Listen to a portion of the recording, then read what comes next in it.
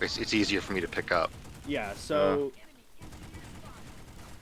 I'm gonna go over, and you can call this kind of the syllabus if you want, but I'm gonna be going over at the start 3 core fundamentals for infantry play that every infantry player should get down. Then I'm gonna talk a little bit about some like tips and tricks on how you can be like executing those fundamentals better. Okay, and then I'm going to be talking a little bit about mechanics and jumping and moving, sprinting, things like that, all relating to positioning. And then I'm going to talk a lot about moving in a squad and playing with the team, and how to use this training to help guide other players in the battle to better positions so that we can succeed more often. Because something that you'll see happen often is players are gonna run around and not know what to do, and all they really need is someone to tell them to make the next move, right? So just being able to identify Hey, those Okami, I moments. think your mic might be a little bit too close to your mouth, my man. We can hear you breathing and all kinds of things. Yeah, Oh, my bad. It's like we're listening to Darth Vader over here. Just set push to talk or whatever. It's all good. I'm sorry. I'm using my music mic, so that's why. Oh yeah, fair enough. I got my Joe Rogan. I literally looked up what mic does Joe Rogan use. That's where it's at. Oh man. Okay, so let's start with the 3 core fundamentals. 3 core fundamentals of infantry play, and we're gonna just focus on the heavy assault because the heavy assault can do them all. All the other classes can kind of do them all, but the heavy assault kind of just actually is the spearhead, and the other classes are support to the heavy assault. User joined your channel. Design of the game, sadly, that's just the way the metagame has evolved. But your job, right, playing infantry, is to push forward, kill other infantry, and deny the enemy the ability to stack up efficiently, okay? So when we're on the attack, that's what we're focusing on, right? We're focusing on we're pushing up, taking their space, and preventing them from stacking, okay? So if we can achieve all these 3 things on the ground when we push as infantry, we will succeed. I guarantee you, all right? So we push, we take their space, and then we deny them the ability to counter push, okay? So we'll be talking about how to achieve those 3 things very quickly and very easily. So, Darth Vader breathing in the background. Is somebody on a ventilator playing freaking Planetside? No, it's fine. I can fix it. Don't worry. All right, Okami, go into your tools real fast. Settings at the top. Is it like It's super sensitive? yeah, it's Yeah, it just must be. sensitive. It just must be. Crap.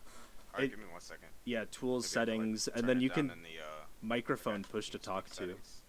Yeah, microphone push to talk as well is another way to solve it. I don't know. I mean, or don't even use push to talk. I don't care. If you've got one of those gamer mice with all the buttons on the side, that's a handy place to put it. True. All right. I'm gonna just get back to it though. I'm not gonna worry about it. Super simple. So when we pushing, we're identifying a weak point in the enemy's defense, and then we're gonna exploit it, right? So we need recon. So that's where the infiltrator comes in. So in a squad composition, here's the breakdown. We have 6 heavy assaults, 4 medics, 1 engineer, and 1 infiltrator, right? And then alternatively, you can get rid of 1 heavy assault and add a light assault, or you can get rid of 2 heavy assaults, add a light assault, and an extra engineer. But really, the core should be a minimum of 4 heavy assaults and 4 medics, okay? So most buildings in this game have 4 entrances, right?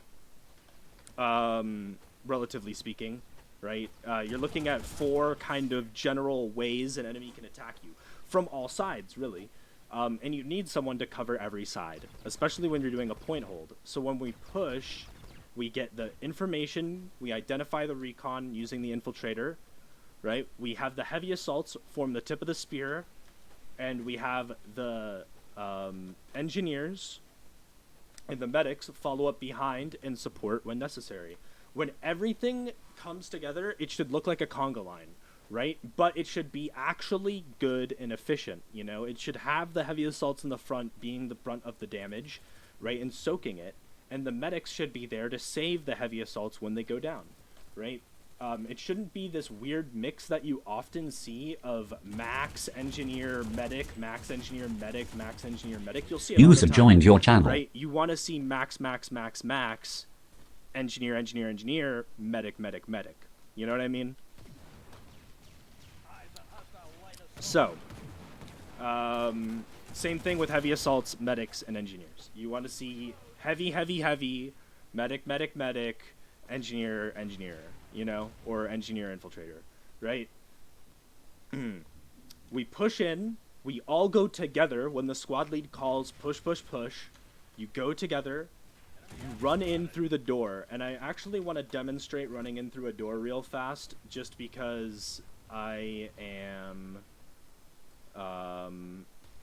recording this, and I don't think it's not that it's complicated, but I want to demonstrate what I mean by running in through the door. You know what I mean?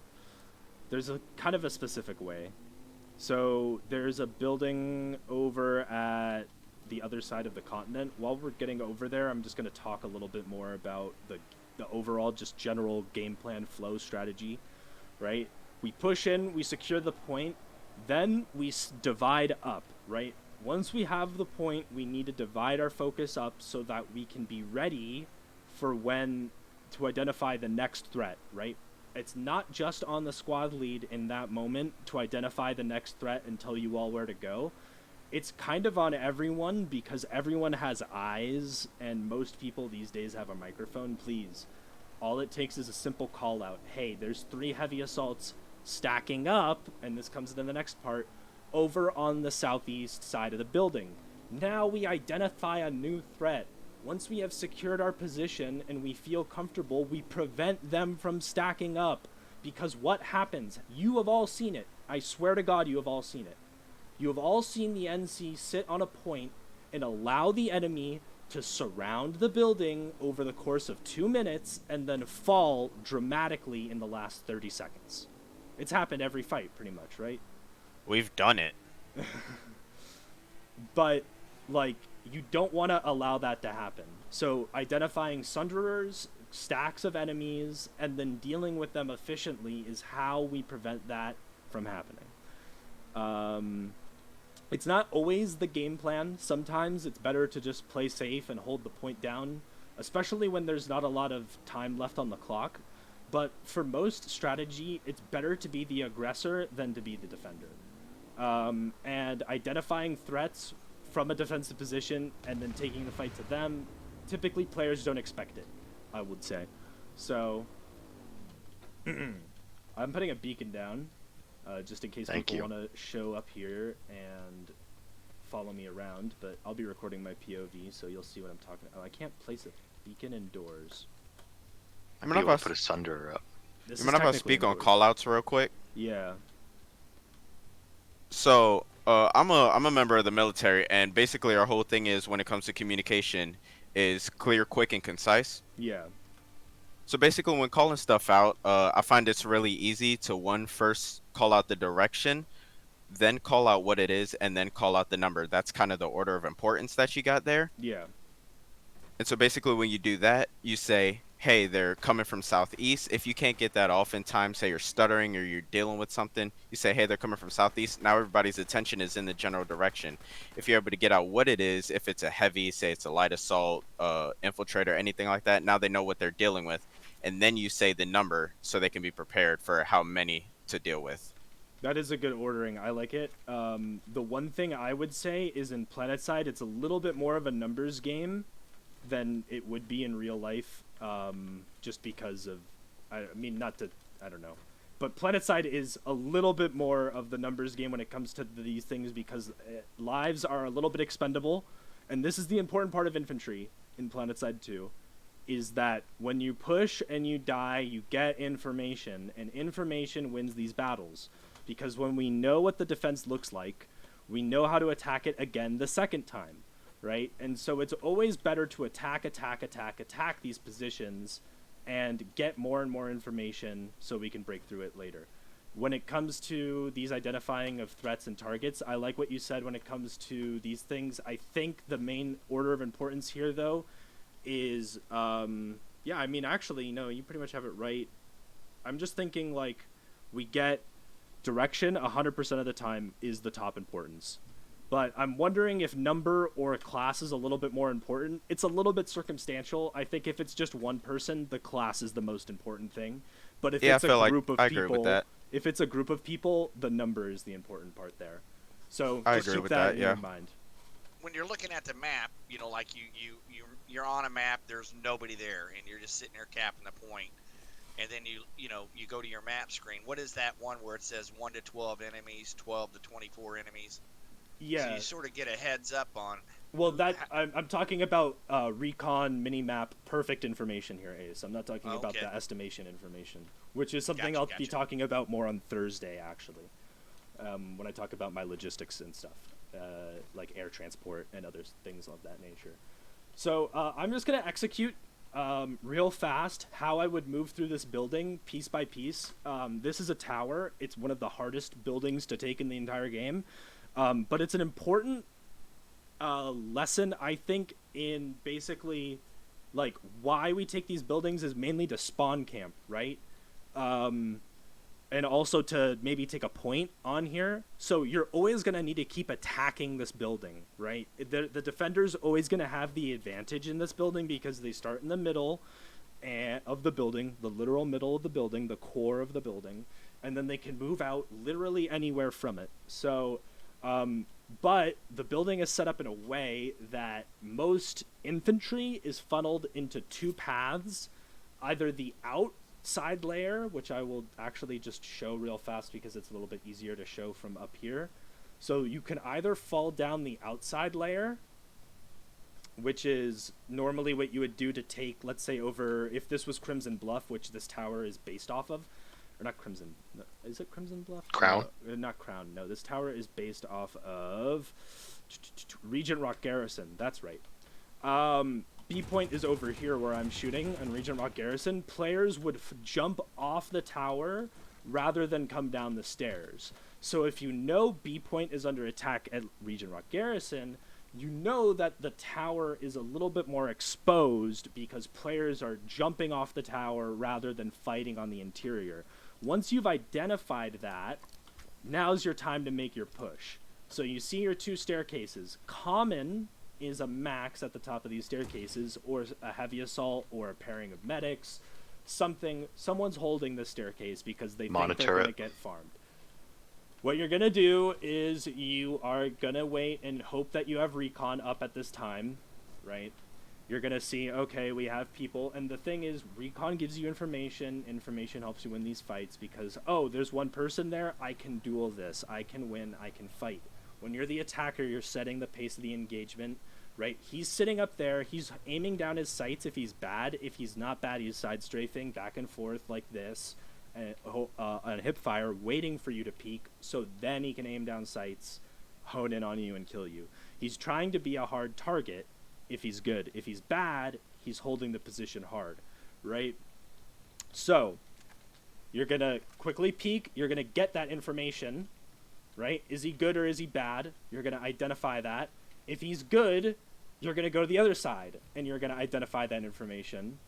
And then you're going to come back over here, and let's say he was bad, you're going to try to duel him out, right? You're going to get the kill on him, right? Now you're pushing up. The thing is whenever you get these kills, in any circumstance, and this is totally hyperbolic and not a true combo or any bullshit like that, right? But when you get that kill, and there's nobody else to back him up, there's no second head to the Hydra, go in.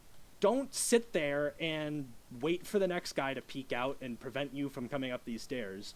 You're much better off, believe me, being in this corner right here than anywhere down there in the first place, okay? So just being up here is already a strategic advantage compared to everybody else down there. So now you've taken their space, and that's that key. So now we identify the next threat. The next threat's going to be right around this corner, right here where, it's obvious, right? They're going to come down these stairs, but often enemies are going to alternatively, because players are... Here's the thing you have to understand about Planetside2 players. Logically, in the real world, we would come around this corner and we'd come down these stairs because it's the safe thing to do. Planetside 2, we come around this corner and we jump down here because it's the fast thing to do, right? So what's going to happen is you're going to see is a player is going to be covering this corner here, and then you're going to have a stream of players who are either paying a lot of attention or no attention at all, jumping down this staircase and then either turning the corner here or running straight at you or running into cover, and they're going to mess you up. But here's the thing you have to realize. The only threat at this time is this angle, is this corner here, and anyone who's perched up with their barrel aiming down the sights. Anyone running past you, anyone running around, they're not an immediate threat just yet, right? Identify this threat, then you take them out. Be a little bit decisive with your action, and you will see more success. I guarantee you, right? You're going to come up, and once you crest this, there's a lot of problems. This is why you need people. You cannot do this alone. There's just too much. You come up these stairs, you've already had to deal with 2 positions. So for one player, it's okay, it's reasonable, right? You come up here, you need at least 3 people. You need one person to watch the horizontal front angle here where Dr. ProShot is. You need someone to watch the vertical angle here and cover this. You also need someone ready to round the corner and fight right here, because I guarantee you there's someone in the pocket waiting for you to push up right onto the point, and he's going to shoot you right in the back. So if you don't have a third person ready to push up and take this space up here, you're just not going to be able to do it. So what you'll see often is players, when running up this thing, rather than taking this space, they opt to move beyond it. Here is the big secret of Planetside 2. Movement is better than shooting a lot of the time, and you run here and you go around this corner, I guarantee you 80% of the time you're alive. No matter how many players are in front of that doorway, if you do what I did in the speed I just did it, I guarantee you 80% of the time you're alive rounding that corner. The thing is this game is like really laggy with its netcode, and you're either just gonna die because someone shot you through the wall here, or because there was too many bullets to begin with. But as long as like there wasn't either of those circumstances, you're gonna get here. And now that you're here, you can minimize, and this is the next step, right? You can minimize the amount of angles you're under attack. This is another quick pro tip, right? You get into a corner like this, you can only be attacked really from in front of you or the side. This allows you to quickly reset. So this is like a quick reset spot. Reset and then move out of it. You don't want to linger here for too long. It's okay if you're here for a few seconds and then you just want to move on.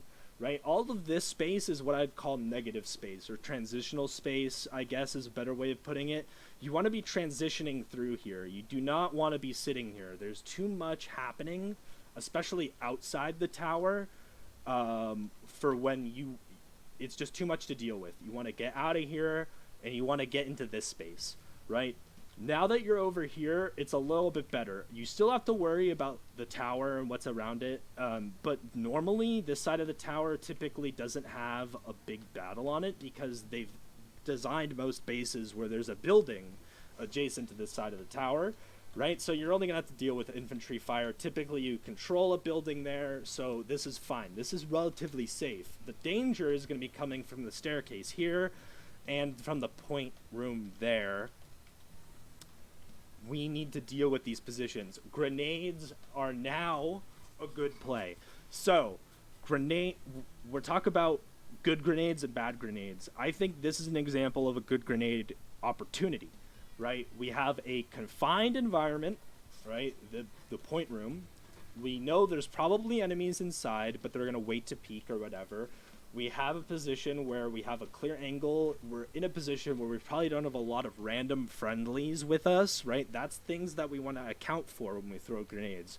Are there a lot of random friendlies that are just going to ruin our grenades? Maybe it's not a good time to throw them just yet, right? Consider these things. I'm starting to, and I've found that my grenades are a lot better. So, throw the nade. You want to get the nade deep. Don't throw it at the door, man. I'm so sick. Okay, quick rant. Don't throw it at the door. Unless you know what you're doing. And what I mean you know what you're doing, you literally know there's someone right here. If you don't know there's someone right here, do not throw it at the door. You're not going to kill anybody. The only person you're going to kill is a person standing right here. That is it. I don't know. I can get him pretty deep with a frame bounce. Yeah, but if you throw him deep and you can get a deep nade in, you're going to do a lot more damage. Just the radius, the blast radius in general is just going to be more effective, right? Players also tend to play from the back of a room or in the corners, and so you're more likely to hit the back of a room or the corners if you throw your nade deep, right? But as long as you throw your nade and you get it into the room, that's really all that counts, because I see it so often where you throw your nade and it doesn't even enter the room, right? It bounces off a friendly's head or someone runs in it. The best time to throw a nade is right when you're about to do something, right? And you know that, like, there's not a lot of interference about to happen, right? You have to give yourself about 3 seconds, I would say, before and after you throw the nade, where you're going to be relatively safe. Because you have to understand that when you throw this nade, you have to commit to something. You throw the nade, well, you don't necessarily have to commit, but you should commit to something. This is the time you throw your nade, you use your resource, follow through with it, and get on this guy and take him down. You know what I mean? Like, and then if you die, then that's just a free refresh on your grenade you just threw, right? So think of it a little bit like that. And use your nanites, you know. But that's all I have to say about grenades. So typically your push is going to end in this room, right? Your push on a tower building is going to kind of end in this room. So now there's 2 schools of thought from this point on. And I'll kind of explain a little bit of both of them. I'll tell you what I kind of believe. In an overwhelming force circumstance, you could stay in this room. You could stay around here. You can stay pretty much anywhere that you've taken from the enemy in a tower in an overwhelming force circumstance. That's like 60-40 pop or 50-50 with 150 plus on both sides. You know what I mean? Like, insane numbers and insane circumstances. You can hang around here. It's totally cool. No one's really going to grief you. You're going to get kills. It's whatever, right? But in smaller fights, this is their space, and it's kind of always their space. Because enemies that can come out from a spawn room, and I'll tell you why this is really brutal.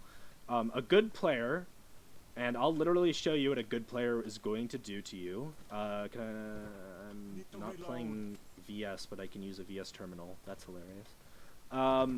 A good player is going to come up here to this door. They're going to say, oh, wow, there's no one watching up here. There's no one covering this area and this area. They're all on the bottom floor. They're going to come here. They're going to go, oh, look, easy grenade opportunity. Throw a nade, wait a couple seconds, watch this angle, boom, boom, boom. Conk the people behind them, run in around the corner, spray down the people on point, right? Take position. Other people are going to follow behind him. There's just not a lot of counterplay with a small group of people to fast and aggressive pushes from spawn rooms, right? It's as simple as that. No matter what the base, if you are a small squad, you need to avoid fighting enemies near their spawn room, because you just don't have the numbers to sustain a prolonged fight against an enemy that is literally infinite. And the more people that show up, the more infinite it kind of becomes. So you need to use your resources fast and loose here.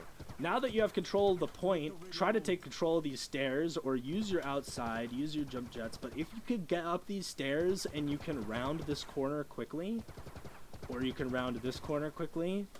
Now you're outside again, and now this is where you enter tower stomping, okay? I'm only going to talk about it briefly, but just so that you can understand the general idea and how this will play into literally everything else and the overall strategy. We have ditched target acquisition and for chaos, okay? We are creating chaos at this point, all right? We are no longer worried about the number of enemies. The only thing we're worried really about is how many enemies we can kill, right? It's not so much about your life, it's about denying them their lives. And so getting all to that, light assault becomes a really strong class when you are playing for that effect. So in this tower situation, it might be better to play light assault. But in other situations, heavy assault can create more chaos by camping a spawn room, especially bases where a spawn room is very campable. You've all know the bases. You've all seen it. But if you get enough heavy assaults pushing up and you can camp the spawn room effectively, it can work out. The thing is that enemies are going to now circumvent the spawn room. This is where we have to go back to the flowchart. Identify the threat, push up, take their space, and do the whole thing over again. It's a never-ending cycle. But as long as you're continuing on that cycle and you're going down the flowchart of identifying threats, pushing in, killing them, taking their space, and denying them the ability to stack up, right? You will succeed, I guarantee you. Any squad you're in, if they are doing that, they are rolling, right? You've seen it when we execute it and it happens, and I've just described it to you, really. We roll. And it works with the max crash. It works with the regular infantry, and in many ways it works with armor as well. So the general strategy in Planetside is play the game as the aggressor. And especially on infantry, if you find yourself pushing in and fighting them in the room that they're in, you're dividing focus, you're putting them on the back heel, and I really am an advocate right now for pure aggression, mainly because it's a counter to this really passive, point-holdy play style that a lot of players are finding themselves in. Exploiting that is really the future, I think. I know it's been a lot of talking, but if anyone else just has anything quick they want to add on, questions they want to ask, things that they want clarified, now would be a great time to ask them. Otherwise, besides that, we're going to move on to live and just shoot some people. I'll talk a little bit more about weapons and class composition and class loadout then. I will speak on, as somebody who often plays as a medic with maxed out res grenades, like, pushing in is all of our best friends. Like, it doesn't help any of us if you're just sitting at a doorway or sitting in a hallway or stairwell and not actually advancing. Because, like, you get in there and you throw your bodies in there, or even if you're dead, I'll throw a res nade in there, and more medics will do the same, pick you guys up, and you guys can keep shooting from there for as long as possible and push the enemy out. Especially in places where they have like spawn rooms, like those built up spawn rooms and whatnot they have.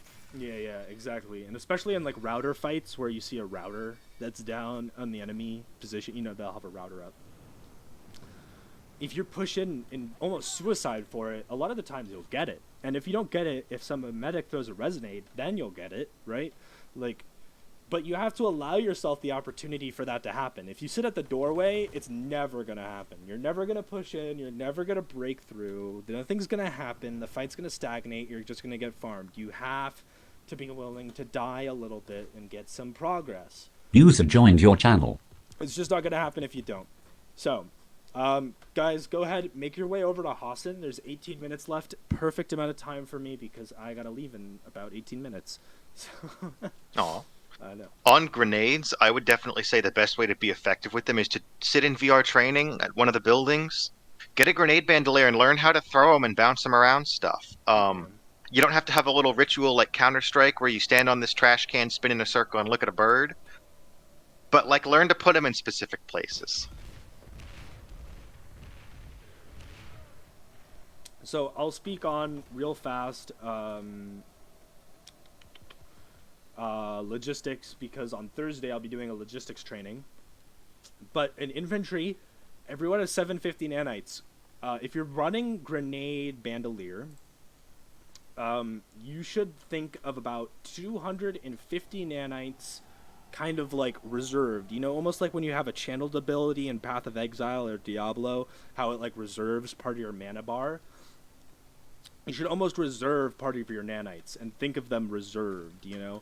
If you have 250 nanites, that allows you to get both your C4 back and your resonades back from a full resupply as a medic, right? It costs 250 nanites to kind of play medic when you think of it like that. So kind of reserve off that. But those other nanites that you have, you should be using. And ways that you can use them is by pulling air transport. And even if you're not the person who wants to fly it, you can always pull your air transport, hit page down if you have editing keys. If not, you can rebind it in your vehicle tab. It's called vehicle management in your key bindings, and rebind it to something. It's page down on the editor keys. Squad and platoon only. Anyone in the squad can now take the pilot seat, okay? So once you have that, anyone in the squad can take it. So your nanites are my nanites. You got that? That's how this works. It's how any squad ran by me. I'm from now on, you guys know it, so everyone else knows it. Your nanites are my nanites, and my nanites are your nanites, okay? Because this is like, that's how we gotta play it if we want to be on top, right? We got 12 people, you know, communism works on small scales. 12 people, I would argue, is a small scale. No, I'm kidding.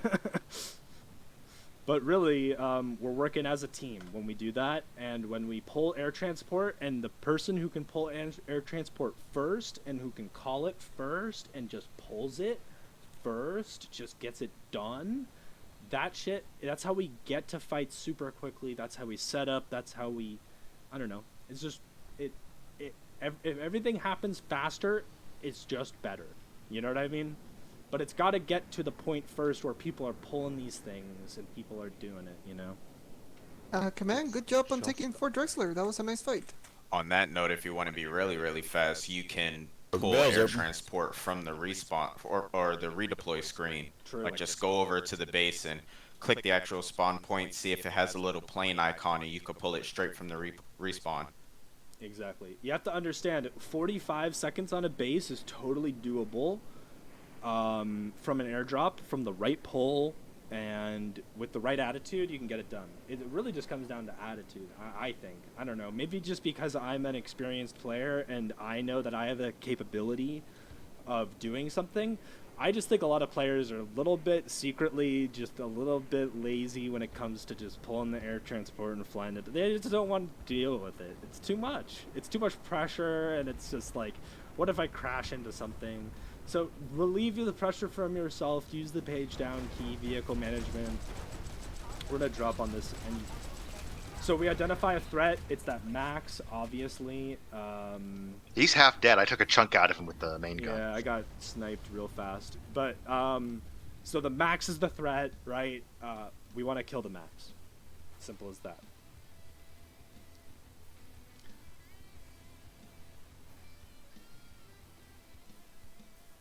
Oh, you can get a resume. Engineer West.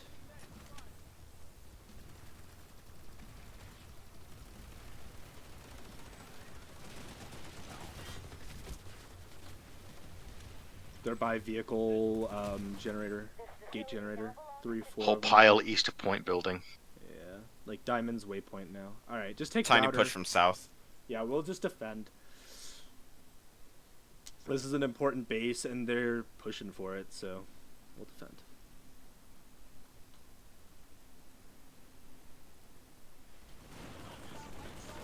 So we're gonna go on roof and fight them on roof. The roof, the roof.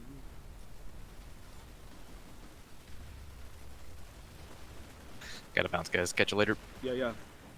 Thanks for joining in. Yep. User disconnected from your channel.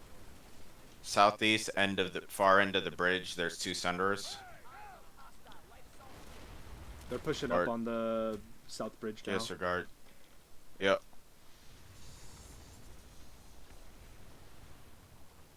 I got like one guy and then he's not coming up, so I'm pushing up. Where'd all this smoke come from?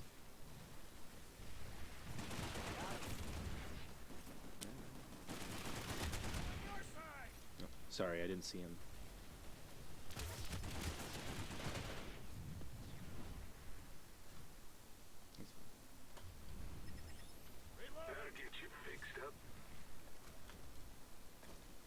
We could pull air from here. I'm double making it, 1 second. We could pull air from here though, down, so here's another thing about logistics. Sometimes convenience is faster than even redeploying, right? So just run down here, grab a Valkyrie. You don't even need to hit your Yuki. Just get picked up right now. Big epic.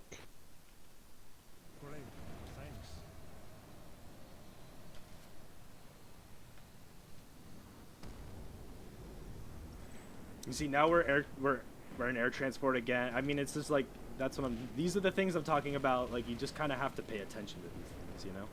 The Nasons is having trouble. We gotta get over to Nasons. Actually, I'm flying in the wrong direction. Should we touch on vehicle ROE? I'm not gonna worry too much about vehicle logistics. I'm gonna talk about that on Thursday. Just, All right. you know, for infantry, I think the main thing is most of the time, I want to say 80% of the time, just as a rough estimate, but you want to get to the fight by dropping from an aircraft. It's really that simple. If you can do it with your squad, all the better, you know? But just being on top of a building at the start in the middle of something tends to be better from coming from the spawn room. Eliminated. This game, the spawn room is typically a bad place to be if your objective is to get to the point, you know? So the problem with Osher, and I'm going to touch on this really quickly because this might be a quick moment to share my opinion. Nice shot. Infiltrator downstairs. The problem with Osher, fundamentally, is that the spawn rooms are too good. You'll see if you ever play it, but the spawn rooms Northeast max. from the test are too good. They are too close to the point. You're like forced to spawn camp if you want to take a base. Like, the condition for taking one of the bases is literally spawn camp them from double backs because the spawn room is double backs. Got a router up Hurricane Secure if anybody wants in on that. Started the cap. Just need heads. Max is And then we rotating need eastward. help to take Corn Station in about 2 minutes. So that Sunderer is the threat. What you can do here is follow squad why are we lead going up to onto Cairn? the roof and then Anyone I join guess. us? once you're on the roof, then you can shoot it down at it, right? So I doubt you're gonna get Karen Station. I'm just letting you know that now. Yeah, I'm expecting all of TR there. I got but, that C4. Hold, that's why hold I'm asking for Nasons, help. take the Secure, and maybe we can push the They're dam. inside. Up. do they double deploy buses? No.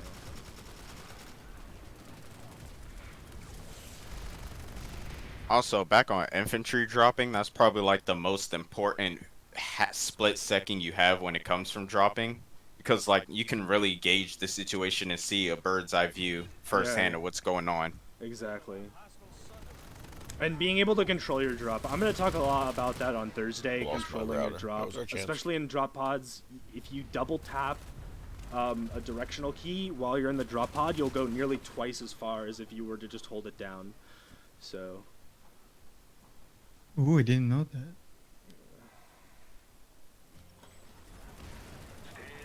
Is that one of those Sunderers getting wasted just a second ago? yeah, but there's the deployed one is... If Alright. anybody decides I they get want to try to a little push the frame drop Secure, sometimes I'll when bring stuff another blows up router, on but need heads. Nobody this showed other up. setup. It'll work out why that happens. If not, then I'll just relax for 10 minutes. Oh, back Nah, up, back dude, up. lax, because this shit's over. Yeah, there it goes again.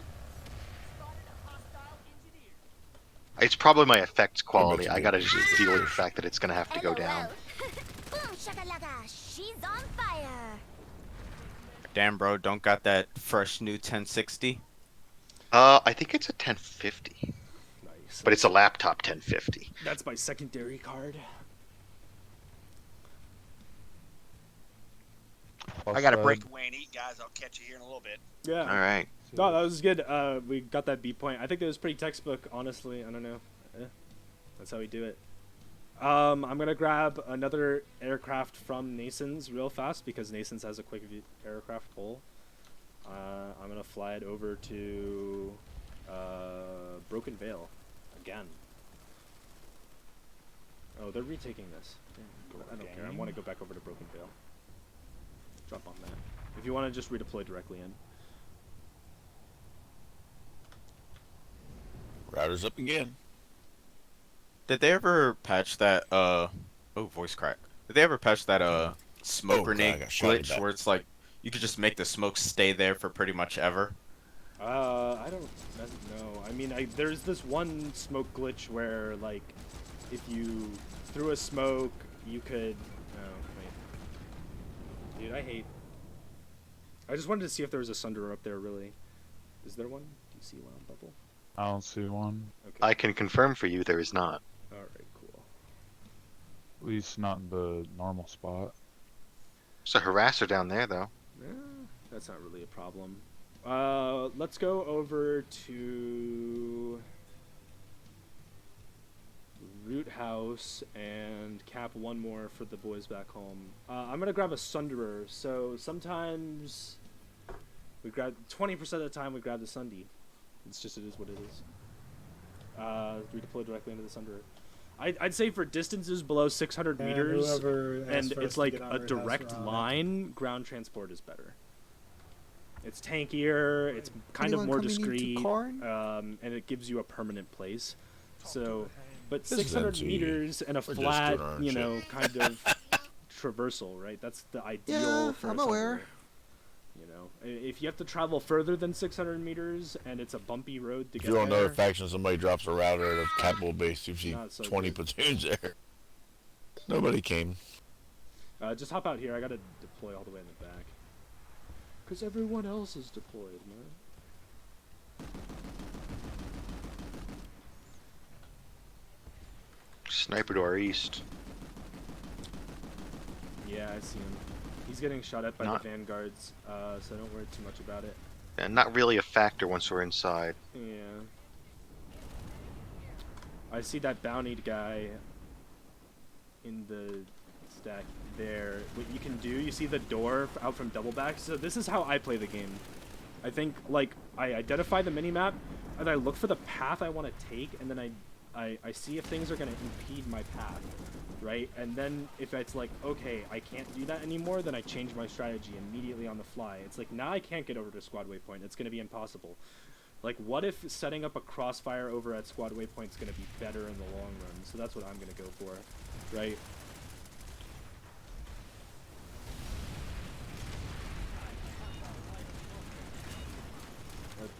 But it didn't matter because now I have information. Now I see over at Spade's Way they have a Hesh Lightning and a Bulldog Ant. All right, so that's a new target. There's a Sunderer at Diamond's Waypoint.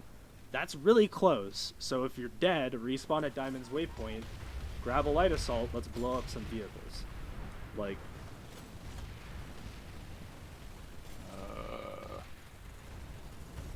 They're pushing big stairs using the sky shield.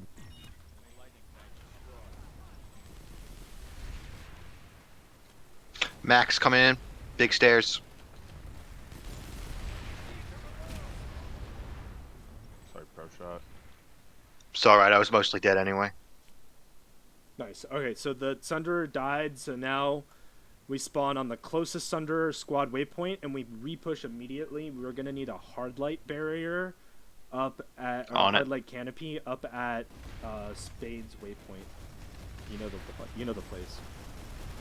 I might know the place. Oh yeah, I know the place.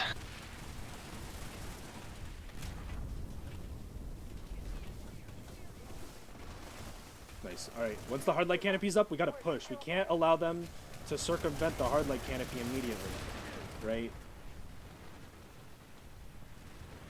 Get in, get in, get in. We have the hard light canopy. You gotta push in with the hard light canopy.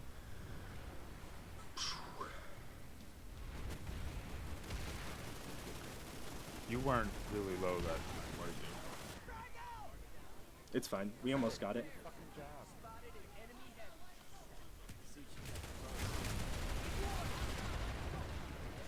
There's only 2 people watching stair. Get in, in. Get in.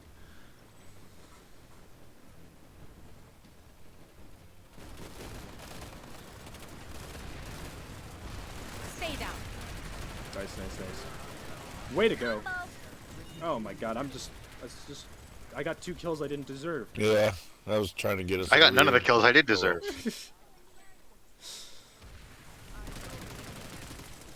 I'm just wondering if the VS are gonna have a way to steal this. Alright. You know, I gotta say, that was a great push. All things considered, I mean, they had a decent hold.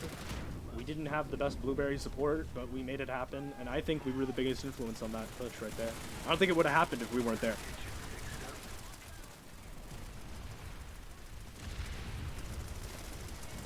At least it wouldn't have started the way it did. It might have The still hard light happened. barrier is a good move. Yeah.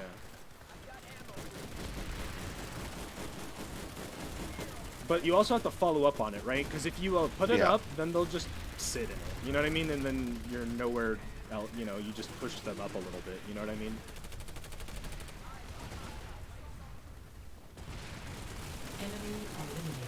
Everyone dies. I've got about 3 or 4 people in this south of the spawn room, the room southwest of the spawn room. I said if we Yeah. could control that, we've got a easy shot down on them. Yeah, exactly. So we control Diamond's waypoint building, and then we want to control Spade's waypoint building. Once we have both of those buildings, you can't really lose Root House.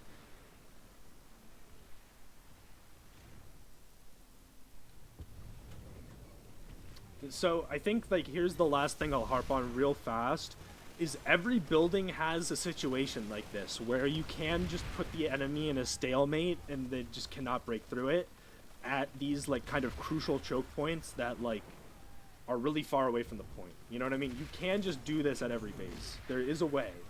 You know, with this kind of population versus 40%, always, right? The thing that you can identify is this is the way that you're spawn camping them now at 60-40 is the same way you can be spawn camping them at 50-50. You just have to be aggressive with it. You know what I mean? So I think that's a great way to end the training. VS win as always. Welcome to Emerald. The NC need this one. I'll tell you that. So that's all I have to say. I hope you guys appreciated the little seminar / training. The default. Oh, what I'll say one more thing. Sorry, I didn't talk about certing and stuff like that. But the default weapons always great starting choice, but there are kind of better weapons for better situations. If you're looking at weapons right now, don't listen to like every voice in the room, you know, but the things are like, you know, people are gonna scream their preference at you. It's really down to a few basic things like the you know, that you have to look out for when you're judging a weapon's stats. You know, it's alpha damage, right? How much damage is it doing up front per bullet, right? It's fire rate and it's reload speed. Accuracy isn't a huge factor in this game because most weapons are actually pretty accurate, and as long as you're controlling for first shot recoil, you know, you'll hit your shots, right? Don't worry too much about like the movement speed stats right off the bat. Like those are just weird selling points for weapons. A lot of the weapons, honestly, the best weapons in this game are high fire rate, high damage weapons. All right. So the best in slot weapons for the heavy assault, let's say, of course, is the LA1 Anchor, right? But for the other factions, it's the MSWR and the Orion, right? They're all a clone of the same stats, pretty much, but like the same time to kill, but with different stats. So they're like different flavors of the same weapon, right? So like the anchor is like, in my opinion, like the strawberry ice cream. You know, people who love it, people who hate it, and people have a strong opinion about it, right? The MSWR is the chocolate ice cream. They're a little bit of the weird kids, but it's understandable. And then the Orion is like the vanilla ice cream. Like, you know, what are you doing? Come up with something more original, right? But then you have like the you know, then there's the other 32 flavors. So I think of it a little bit like that. You know, they're all side grades, right? They're all meant for different situations. Nothing's going to be the best all-around weapon, except for the thing that does the most damage in the least amount of time. So, yeah. Yeah. I've got like 6 different weapon Cobalt. selections or loadouts, different things, like one for a SMG, one for the M1 Bishop, a shotgun, and a assault rifle, just for different situations, just to dump ammo in different ways and try to kill people. Yeah, exactly. The claw. I've recently been running a 3.4x scope on my Reaper DMR, and with a forward grip. I would never do this, but I've been doing it recently, and I've been fucking headshotting bolters left and right, and they're like getting counter sniped by me, man. That's the thing, is like there's these weapons that are meant for these situations. You bring them out, and if you play to their strengths, you will see success, just because it's what the weapon is meant to do. You know, if you use the anchor in close quarters, you're gonna kill people. If you use the gauze saw at mid-range, you're gonna kill people using the MSWR, right? So, that's what I'm saying. Alright, so that was the infantry training. I hope you guys enjoyed. It's a little bit, maybe not what you're used to for infantry trainings, but hope you liked it. So, I'll catch you guys